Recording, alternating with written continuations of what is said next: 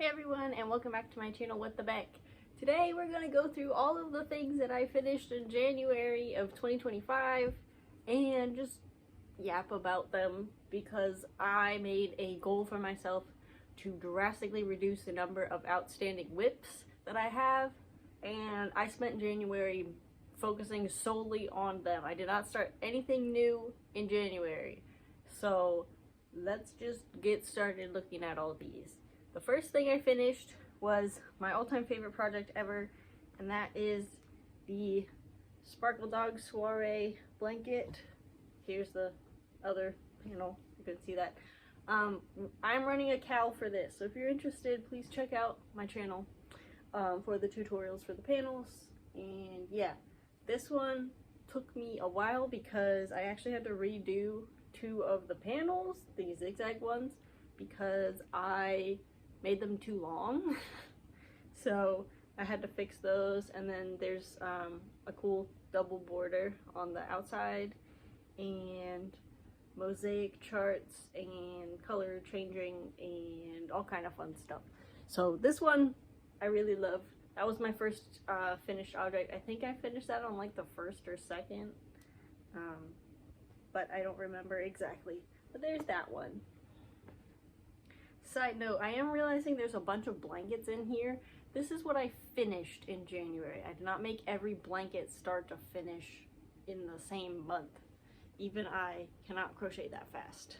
So this one I don't want to try on right now, but this is a cowl that I did with Shaya.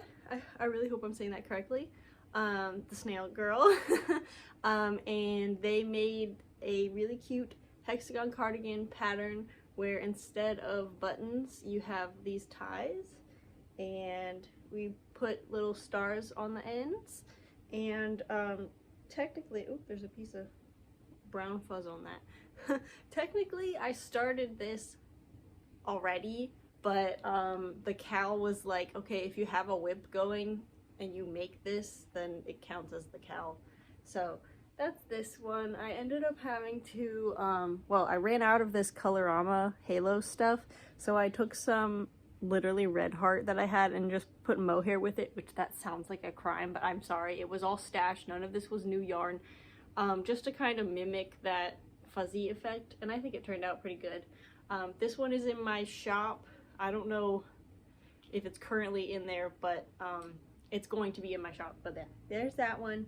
And it ties around your waist with little stars on the ties. And you can find my shop link in the description. So next up is this one that's right behind me. This is Power by Lindsay George / LG Fiberworks. Da-da! I used mandala yarn and ice cream yarn in this, and I didn't want to make it any bigger, so I just put a border on it, and I'm going to donate this one. So this is also kind of like a archival like project video where I'm like, okay, so I'm not going to end up keeping this one, so here's what I made. And yeah, I basically just did the border in January on that one. So next up, this is one I finished at the knitting group that I go to every week. And like I said, I did not make this whole sweater. I basically just knitted about 6 inches on the bottom, because what I did was I had the ribbing occupying this space right here, and it was way too short, way too cropped. I'm not a cropped sweater person, so I basically cut a thread and unraveled all the way around while putting cables on the live stitches up here and then above where the ribbing was, and then I knit the 6 inches, and then I hand sewed the live stitches to each other, where I was basically sewing the knitting. So like every stitch I would pick up 2 stitches and then go back down, and I keep wearing it, so I'm glad I finally did that, because I literally never wore this because it was so short. But yeah, that one is all done now and wearable, and I've definitely been wearing it. So this one is a temperature blanket. This one I actually am quite proud of, because this one was made solely within the confines of January this year. Basically, I wanted to do a temperature blanket to work alongside my mom, and of course, my mom hasn't done any of her temperature blanket. So everyone in the comments, tell Faye to work on her temperature blanket. So what I did was I used TL Yarn Crafts linen stitch square pattern for every month, and I did 32 rows of each square. So basically, if the month had less than 31 days, I would just fill it up with the sparkly white, which, yes, here it is very sparkly.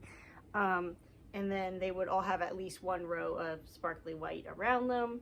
And then I joined them all together. I used a website called, I know it's called W Underground, but I always read it as Wonderground. That's where I got my data from for the area where we live in. And the reason I made this one is I chose to do 2023 instead of this year because, one, I wanted to be able to actually finish the project, and if I told myself I'll just do one row a day, it wouldn't happen because I can't commit to a project for that long, clearly, with all my whips that I'm finishing up by force.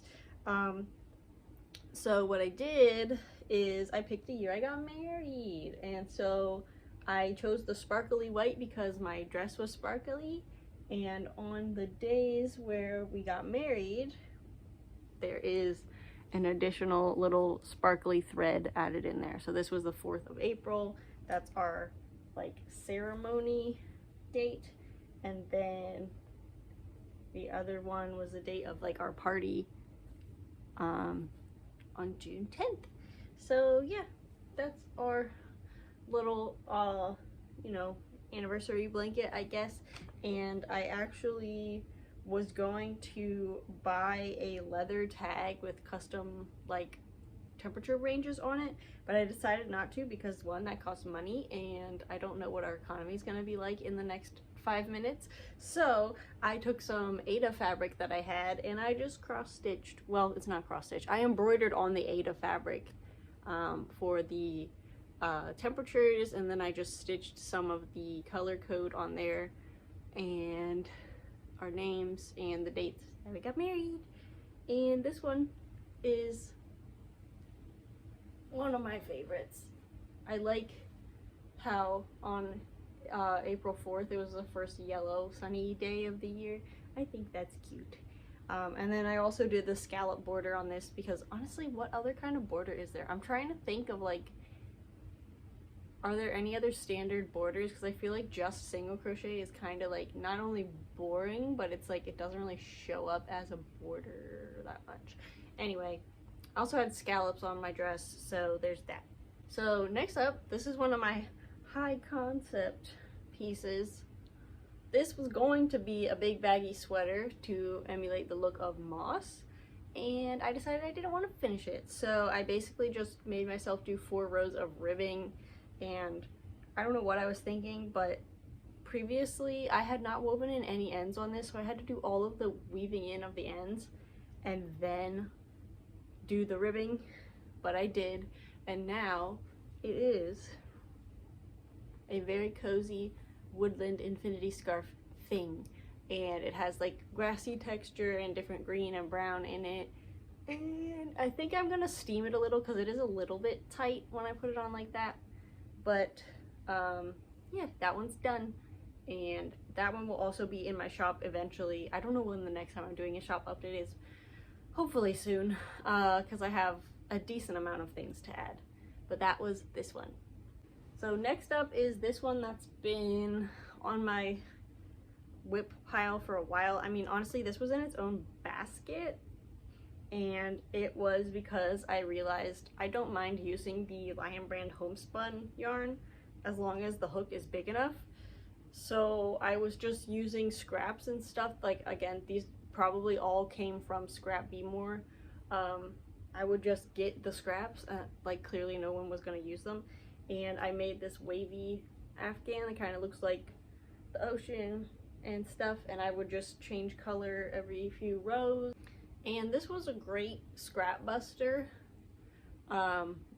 Well, they weren't really my scraps. It was mainly I got the scraps from Scrap Beemore. But like it used up the smaller cakes of yarn, and I really like it. It's very cozy, like I like the texture of it, but I don't need it, so I'm going to be donating it to someone in need. It's also very huge, so hopefully it will keep them very warm. So next, I don't remember if I showed this in my whips from 2024 video, but I finished up this hat. It's just a super simple wool yarn hat. I did knit one, purl one all the way up, and then finagled some decreases, and I added a pom-pom to use the rest of the cake. I love that trick. And yep, that one's done. So this one is probably also going to be in my shop. It's a really cool, like, sagey minty color. But yeah, just super simple. I think I finished this one just while watching TV on the couch, probably. But yeah, hat. And then this guy who's been sitting back here the whole time, I told you he was a fox, but since then he told me he wanted to be a cat, and we support the right to choose in this household. So it's a kitty, and I kind of free-handed everything except the bottom here. These were like crocheted on, and I decided I didn't like that, so I like took the row that was connecting them on out, and then I sewed them on separately. I basically made the body and head as its own piece. The legs were already made by the time I chose to like finish the whip in January, and so the ears, the face, and the tail and the arms are like brand new from this month. And yeah, there's a little kitty cat, and this one will also be available in the shop. I also kind of made it like an inverse Siamese because Teddy, my newest cat, he is a Siamese, and there's not a lot of Siamese representation. So maybe one day I'll make one with like inverse colors to also put on my shop, or maybe keep for myself. Alright, and then the final project that I finished in January, I believe I finished this on the 30th, my blacklight blanket. Ooh. This was literally inspired by the colorway itself, which is called Blacklight. I had some black yarn that I did rows of double crochet, and when the multicolor yarn had a dark colored stitch, I would work into both loops, and when it had a bright colored stitch, I would work into the back loop, so you could see that line a little bit easier. And I just went until I ran out of the black yarn. I do have like this much of the blacklight yarn left, so I'm thinking I might be able to get a centro hat out of that later. The centro is kind of in timeout because I overdid it and used my arm too much. So yes, but this one was finished, and then for this one I did decide to just do a single crochet border. I think it pops better because of the color I used, like the neons. But honestly, it was mostly just to cover up some of the ends, because I was weaving the ends as I went, kind of, sort of. But then some of them, I don't know why, I left them like exactly an inch long, and that's like really hard to weave in. And I do have like those finishing needles that makes it easy to weave in, but I don't feel like getting up to go upstairs and get them. So I just crocheted over those 1-inch ends when they were on here. And yeah, that's that one. So that brings us to a total of 10 finished projects in January. How many did you finish in January? Even if it's just one or if it's 0, just tell me what you're working on in the comments. And yeah, leave me some suggestions for what I should make after I'm out of the whip pile, because I'm still working on getting things finished and, you know, finding stuff to donate and, you know, be able to help others with my skills, because yeah, I'm trying to do what I can in this, you know, capitalistic hellscape. Yeah, so that was it. Thank you for watching. If you want to see more of my videos, you can click on my channel logo thingy down there, I think is where it is. But yeah, I will see you in my next video. Bye.